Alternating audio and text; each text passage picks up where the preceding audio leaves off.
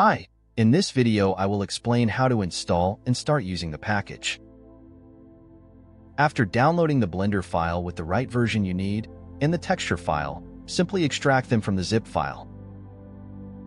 When you open the Blender file and you find the trees pink, that means the texture is messing.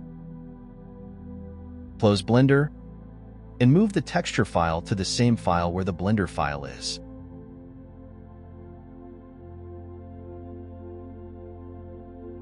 This should fix the problem. If it didn't work, here is another way to fix it. I am moving the texture out again to get the same problem. This is just for demonstration. I am not sure why, but sometimes I have to reopen the assets browser like this, so the assets appear again. Now go to File, and go down to External Data, and then choose Find Missing Files.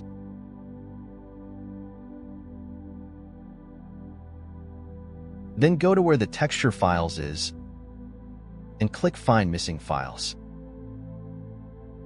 This should fix the problem.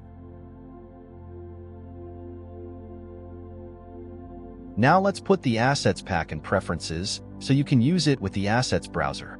Go to Edit, then Preferences, and go to File Paths, and go down to Asset Libraries, and press on the plus, and go to where you downloaded the Blender file, and press Add Assets Library. You can rename it here if you want. Then save your preferences. Now when you open a new Blender file, you should find it in the Assets browser.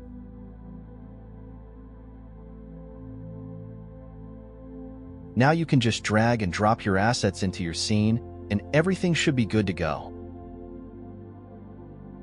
You will find that all of my trees come with an empty.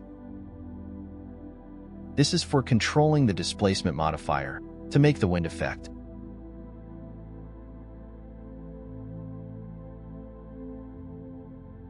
You can change the speed of it from the timeline, as you can see here.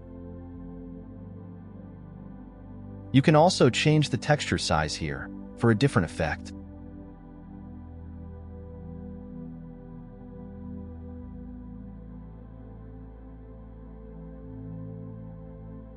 Note that you will find 4 textures, one for the base color, and 2 normal maps. One of them is a DirectX normal map.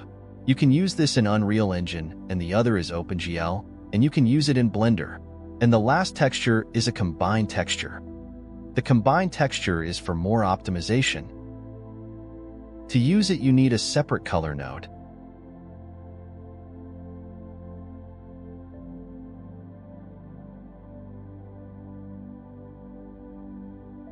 And connect the texture to it,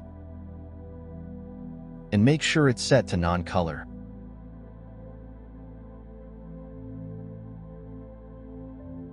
The red is the ambient occlusion texture, the green is the roughness, and the blue is the metallic texture.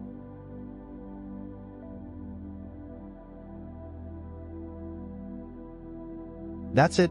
I will explain the shaders and geometry node in the next videos. I hope that was informative. Thanks for watching.